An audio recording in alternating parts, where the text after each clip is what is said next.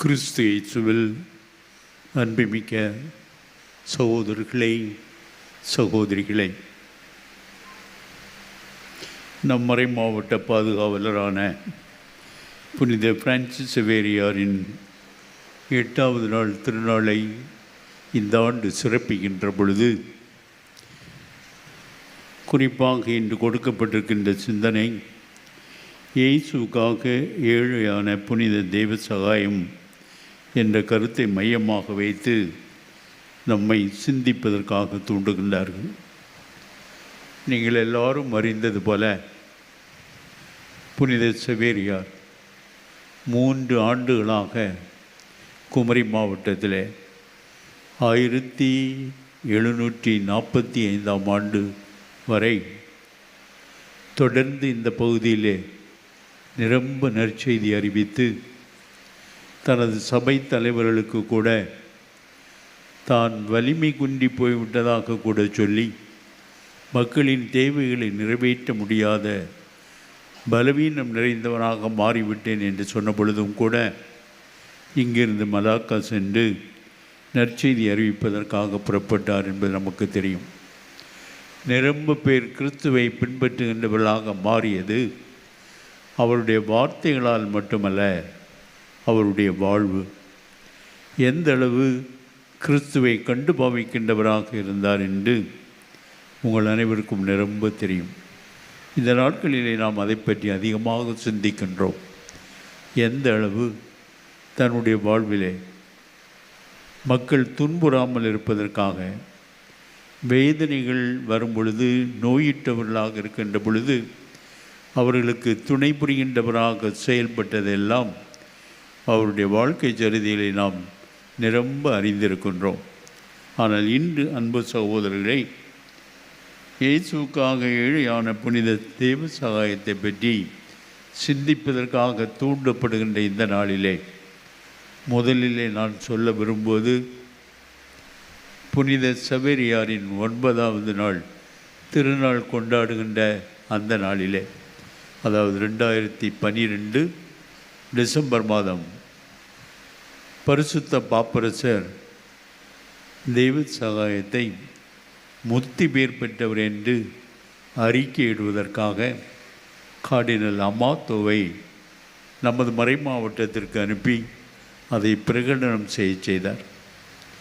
10 ஆண்டுகளுக்கு பிறகு அவர் புனிதாக உயர்த்தப்பட்டார். அவருடைய வாழ்வை பற்றியும் நீங்கள் நிரம்ப தெரிந்திருப்பீர்கள். எந்த அளவு தன்னுடைய தியாக வாழ்வு கிறிஸ்துவை அறிந்ததிலிருந்து கிறிஸ்து யாரிடத்தில் அதிகமாக அன்பு செய்தார் என்பதை உணர்ந்ததிலிருந்து வறியவர்களையும் தாழ்த்தப்பட்டவர்கள் என்று கருதப்பட்டவர்களையும் அவர் எந்த அளவு கரிசனையோடு நடத்தினார் என்றால், அவர்களை சமமாக உயர் ஜாதியினர் கருத வேண்டும் என்ற எண்ணத்தோடு செயல்பட்டதனால் தவறாக அவர் மீது பழி சுமத்தி அவரை கொன்றுவிட்ட நிகழ்ச்சி நாம் எல்லாருக்கும் தெரியும். அதற்கு முன்பு 2 ஆண்டுகளாகவே அவரை எவ்வாறு துன்பப்படுத்தினார்கள் என்பதையெல்லாம் நீங்கள் நிரம்ப வாசித்திருப்பீர்கள். ஆனாலும் இன்று ஒருவேளை குறிப்பாக சுட்டி காண்பிக்கின்ற வார்த்தைகள் எவ்வாறு தனது 40வது வயதில் அல்லது 39 வயது முடிந்து 40வது வயது நடந்து கொண்டிருக்கின்ற பொழுது நமது பகுதியில் அவர் பிறந்தது நட்டாலும் அது திருவிதாங்கூர் மகாராஜாவுடைய ஆட்சிக்கு உட்பட்டதாக இருந்தது. அங்கிருந்து ஆரல் வாய்மொழிக்கு அவரை கொண்டு சென்று அவரை கொன்றுவிட்ட சூழ்நிலையும், அவருடைய உடலை அங்கே வீசி எறிந்து விட்டதையும், அடுத்த நாளே அங்கு இந்த வார்த்தைகள் திரும்ப திரும்ப நாம் சொல்ல கேள்விப்படுகின்றோம். மணியடி சாம்பாரை, முட்டடி சாம்பாரை, இவற்றை பற்றி சொல்லி ஒருவேளை அதிகம் விளக்கம் கொடுப்பதற்கு தேவையில்லை என்றிருந்தாலும், குடிப்பதற்கு தண்ணீர் கொடுக்க முடியாமல் இருந்த பொழுது தனது முட்டால் பாதையை இடித்து அதிலிருந்து தண்ணீர் வர இன்றும் அது புலியூர் குறிச்சியிலே இடம்பெறுகின்றது. அதே போன்று அவரது உடலை சுட்ட இடத்திலிருந்து மலைப்பாங்கான இடத்திலே தள்ளிவிட்டதனாலே அங்கு வீசப்பட்ட அவருடைய உடல் அங்கு ஆடு மாடுகளை மேய்த்து கொண்டிருந்தவர்கள் அவைகள் தடம் மாறி செல்வதனாலே கல்லெடுத்து வீசிய பொழுது மணி ஓசை கேட்டு அங்கே போய் பார்க்க சென்ற பொழுது அவர் உடலை கண்டார்கள் என்றும், அது இங்கு அறிவிக்கப்பட்ட பொழுது அன்று கொல்லம் மறை மாவட்டத்தை சார்ந்தவர்களாக நாம் இருந்ததினாலே இந்த பகுதியிலே மிகவும் சிறப்பான ஆலயம் என்று கருதப்பட்ட புனிதர் சவேரியார் ஆலயத்திலே பீடத்தின் முன்பாக அவரது உடலை அடக்கம் செய்வதற்காக அன்று இருந்த கொல்லம் மறை மாவட்ட ஆயர் வழிவகுத்த முறையிலே நடந்த செய்தியை எல்லாம் அறிவோம். அன்றே அவர் பாப்பரசருக்கு எழுதிய கடிதத்தில் நமக்கு ஒரு மறைச்சாட்சி கிடைத்துள்ளார் என்றார். லத்தீன் மொழியில் எழுதப்பட்ட அந்த கடிதத்திலே, நீண்ட கடிதத்திலே அவர் அனுபவித்த பாடுகள் துன்பங்கள் எல்லாம் அன்புக்குரியவர்களே, அவற்றை சொல்வதை விட இன்று அந்த புனிதர் நமக்காக எவ்வாறு தொடர்ந்து ஆண்டவரிடம் பரிந்து பேசுகின்றார் என்றும், நம்முடைய மனப்பான்மையிலே நாம் எவ்வாறு நடந்து கொள்ள வேண்டும் என்பதை வெளிப்படுத்துகின்றவராக அவருடைய வாழ்க்கை அமைந்திருந்தது என்பதை சுட்டி காண்பிப்பதற்காக 2 கருத்துக்களை மட்டும் குறிப்பாக இன்று நினைப்பூட்ட விரும்புகின்றேன். தனக்கு துன்பம் கொடுத்தவர்கள், தன்னை தவறாக பழி சுமத்தியவர்கள், அவர்கள் மீது பழி வாங்கவோ அவர்கள் செய்த குற்றத்தை சுட்டி காட்டுவோ செய்யாமலே எத்தகைய வேதனைகளை அனுபவித்தனாக அவர் இருந்தார் என்று சொல்லுகின்ற பொழுது கடவுள் அவர்களை கவனித்து கொள்வார். தான் செய்ய வேண்டிய கடமை கிறிஸ்து போதித்த உண்மையின் மைய கருத்தாக இருந்தது. அனைவருமே கடவுளுடைய பிள்ளைகள். நாம் கடவுளுடைய பிள்ளைகள் என்றால் நம்மிடையே காணப்படுகின்ற வேறுபாடுகள் அகற்றப்பட வேண்டும் என்று துணிந்து செயல்பட்டதினாலே தவறாக பழி சுமத்தப்பட்டு அரசருக்கு எதிராகவே பணி செய்கின்றார், செயல்படுகின்றார் என்று சொல்லுகின்ற அளவுக்கு குற்றம் சாட்டப்பட்டவராக கொல்லப்பட்டவர். ஒரு வார்த்தை கூட தனக்கு அத்தகைய துன்பங்களை கொடுத்தவர்களையோ, குடிப்பதற்கு தண்ணீர் கேட்டு கொடுக்காமல் மறுத்தவர்களையோ அவர் பழி சுமத்தவே இல்லை. அன்பு சகோதரர்களை, பழி சுமத்துவது அல்லது ஒருவேளை ரொம்ப வித்தியாசமாக சொல்ல வேண்டுமென்றால் பொறாமைப்படுவது நம்முடைய வாழ்விலிருந்து முழுமையாக அகற்றப்பட வேண்டும் என்பதை குறிப்பாக உணர்த்துகின்ற முதல் கருத்தாக நான் அதை சொல்ல விரும்புகின்றேன். கிண்டலாக கூட இப்படி ஒரு கதை சொல்வார்கள். ஒரு அரசர் அவையிலே அரசருக்கு துணி சுவைத்து கொடுக்கின்ற ஒரு மனிதர் மிகவும் நன்றாக பணி செய்ததினால் அரசருடைய மதிப்பை பற்றி மிகுந்த மகிழ்ச்சி உள்ளவராக வாழ்ந்தார்.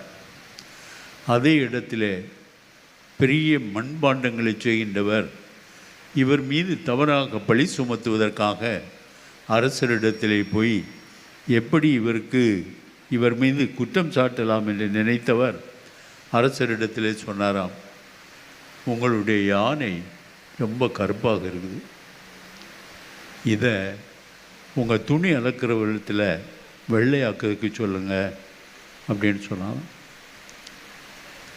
இப்படிப்பட்ட கதைன்னு கேட்டிங்களா? அரசரும் அதை சொல்லியே அவரை கூப்பிட்டு சொல்லிட்டார், இந்த யானையை நீ வெள்ளையாக்க வேண்டும் என்று சொன்னார். அதை கேட்ட உடனே அந்த மனிதனுக்கு இறைவன் கொடுத்த தூண்டுதல். அவர் சொன்னாராம், யானையை குளிப்பாட்டுவதற்கு பெரிய அண்டா போன்ற பானை வேண்டும், யானை அதில் உள்ளே நிறுத்த வேண்டும். ஆகவே பானை செய்கின்றவரிடத்தில் பெரிய அண்டா ஒன்று செய்து தர சொல்லுங்கள் என்று சொன்னார். அவர் அதே மாதிரி செய்து கொடுத்தார். யானை காலத்திக்கு வச்சது, பானை உடஞ்சி போச்சு. 2வது செய்து கொண்டு வந்தார், திரும்பவும் உடஞ்சி போச்சு. 3வது கொண்டு வந்தார், திரும்பவும் அதே போல தான் நடந்தது. அரசர் தெளிவாக கண்டுகொள்வதற்காக அவருடைய ஆலோசகரை சொன்னாராம், யானையின் தோலை வெள்ளையாக்க முடியுமா? இந்த மனிதர் செய்த தவறு என்று சொல்லி அவரை தண்டனைக்கு பெறுகின்றவராக மாற்றியதாக சொல்லப்படுகின்ற கதை. யார் மீதும் பழி சுமத்தாதீர்கள். நீங்கள் மகிழ்ச்சியாக இருக்க வேண்டுமென்றால் பிறர் உங்களுக்கு துன்பம் தருகின்ற பொழுதும் அதை தாங்கிக் கொள்கின்ற மனப்பக்குவம், அத்தகைய மனநிலையை வெளிப்படுத்தியவர் புனித தெய்வ சகாயம் என்பதை மறந்து விடாதீர்கள்.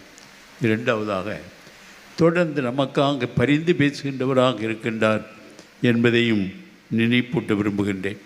அன்புக்குரியவர்களே, நிரம்ப அற்புதங்கள் அவர் புனிதர் என்று போற்றப்படுவதற்கு கூட நடந்த நிகழ்வு உங்கள் எல்லாருக்கும் தெரியும்.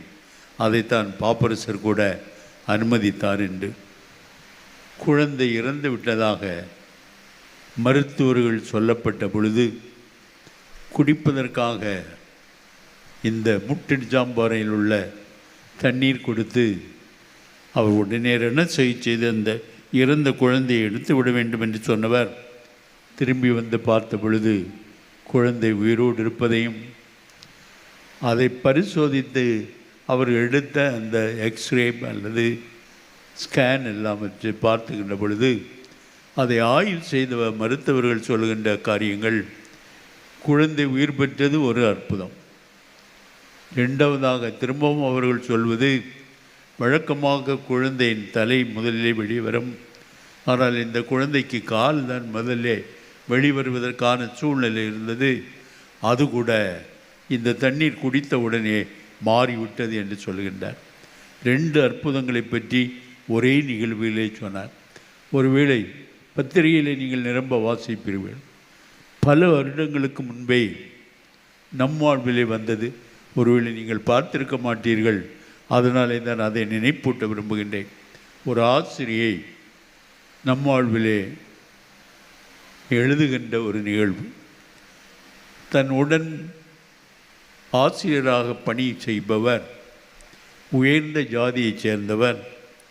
தன்னுடைய மகள் திருமணமாகியும் 9 ஆண்டுகளான பிறகும் குழந்தை பிரசவம் பாக்கியம் கிடைக்காத நினைந்து மிகவும் கவலையோடு வருத்தத்தோடு இருக்கின்றார்கள் என்று சொல்லி இவர் தெரிந்ததும் பத்திரிகையிலே அந்த முதலிலே இவர் படித்த ஒரு நிகழ்ச்சியை மனதிலே வைத்து உடனடியாகவே அவரிடத்திலே சொல்லாமலே இந்த புனித தெய்வ சகாயமிடத்தில் பரிந்து பேசுவதற்காக மன்றாடினார்கள்.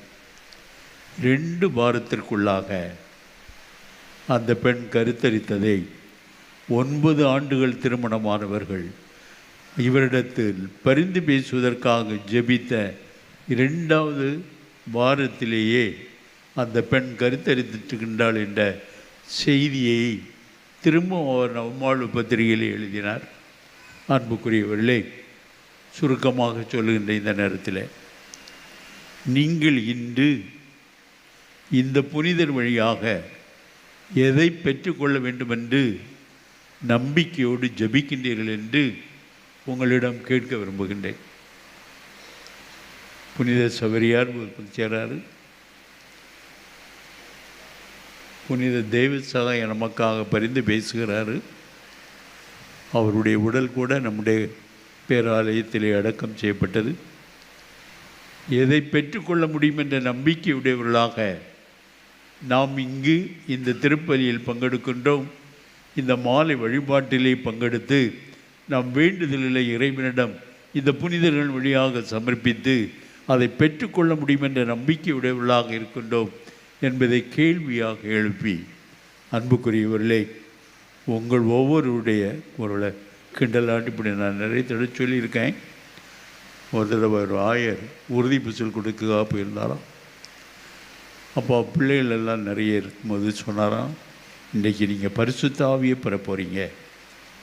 பரிசுத்த ஆவியிடமிருந்து என்ன விசேஷமான அருள் கொடைகளை நீங்கள் பெற இன்று கேட்பீர்கள் என்று அவரிடத்தில் கேட்ட உடனே ஒரு பையன் சொன்னாலாம், எங்கள் அண்ணன் வெளிநாட்டிலிருந்து எனக்கு பேண்ட்ஸு சட்டையெல்லாம் புதுசாக கொடுத்து அனுப்பினார்.